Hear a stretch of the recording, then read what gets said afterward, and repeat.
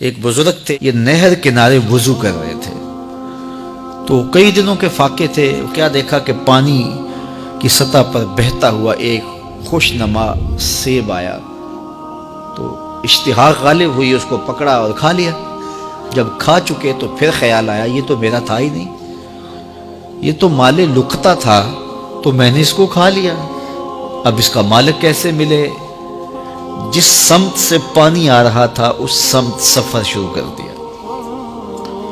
کئی دنوں کی مسافت کے بعد دیکھا کہ ایک باغ ہے جس کی شاخیں اس پانی کی طرف لٹک رہی ہیں۔ سمجھ گئے کہ یہیں سے گرا ہوگا اور میں نے کھا لیا۔ خیر باغ میں پہنچے، مالک سے ملے، کہا کہ یوں میں نے ایک سیب کھا لیا ہے اور میرا غالب گمان یہ ہے کہ اس باغ کا وہ سیب تھا، تو میں معافی مانگنے آیا ہوں، یا پھر بتائیں کہ اس کا ہرجانہ کیا ہوگا۔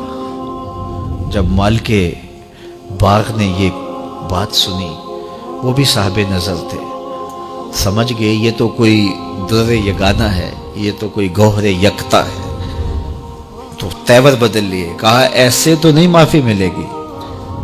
کہا حضرت کیسے ملے گی؟ کہا 12 سال تک میرے باغ کی گوڈی کرنا پڑے گی۔ اللہ اکبر، اور ایک شرط اس کے علاوہ ہوگی۔ کہا ٹھیک ہے، میری غلطی تو معاف ہو جائے گی نا۔ 12 سال تک باغ کی گوڈی کرتے رہے۔ ایک دن فرمانے لگے وہ صاحب باغ جو تھے کہ سیب توڑ کے لاؤ، مہمان آئے ہیں۔ تو وہ سیب توڑ کے لائے تو وہ کچے ہی تھے۔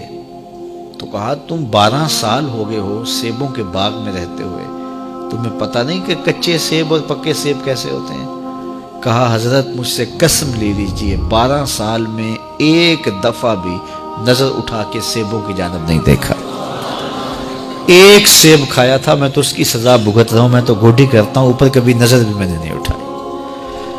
سینے سے لگا لیا، کہا ایک شرط تمہاری پوری ہو گئی، اب دوسری شرط ہے کہ میری ایک بیٹی ہے جو آنکھوں سے نابینا ہے، کانوں سے بہری ہے، بول سکتی نہیں، اور وہ اپاہج بھی ہے، چل بھی نہیں سکتی، اس سے تمہارا نکاح کرنا چاہوں، اگر تمہیں قبول ہے تو معافی ہو جائے گی۔ کہا ٹھیک ہے جی قبول ہے، میرا گناہ معاف ہو جائے، میں زندگی کاٹ لوں گا، کوئی بات نہیں ہے۔ خیر نکاح ہو گیا۔ کہا کہ یہ کمرہ ہے، یہاں آپ کی زوجہ آپ کی منتظر ہے۔ جب وہاں گئے تو ایک خوبرو دوشیزہ منتظر تھی، تو فوراً پلٹے کہ میں غلطی سے کسی اور کمرے میں آ گیا ہوں۔ پلٹتے ہوئے دروازے کی چوگاٹ سے سر پھٹ گیا، خون بہنے لگا۔ جب باہر آئے تو صحن میں پہنچے تو وہ بزرگ وہاں تھے۔ کہا کیا ہوا؟ کہ حضرت ایک غلطی کی سزا اتنی کاٹی، اب کہیں دوسری غلطی نہ ہو جائے، وہ تو کوئی اور ہے خاتون۔ کہا وہی تمہاری زوجہ ہے۔ تمہیں بتاؤں کہ وہ بہری کیوں ہے؟ آج تک اس نے غیر محرم کی آواز نہیں سنی۔ تمہیں بتاؤں کہ وہ بول کیوں نہیں سکتی؟ آج تک اس نے غیر محرم سے کلام نہیں کیا۔ اندھی اس طرح ہے، آج تک اس نے غیر محرم کو نہیں دیکھا، اور اپاہج اس طرح ہے، چل کے کبھی گھر کی دہلیز سے گئی نہیں ہے۔ تو اس خاتون کا جب نکاح ہوا اور پھر ان سے اللہ نے ان کو ایک بچہ دیا جس کا نام ہے الشیخ عبد القادر جیلانی۔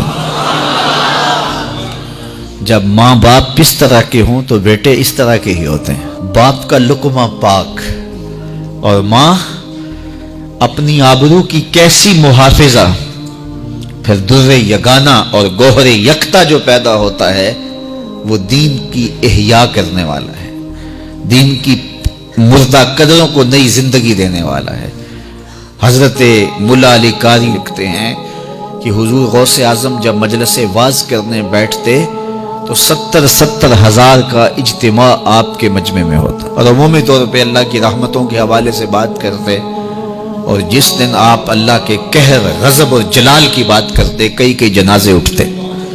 یہ آپ کی گفتگو کے اندر عصر کا رنگ اور شیرینی تھی۔ اللہ اکبر۔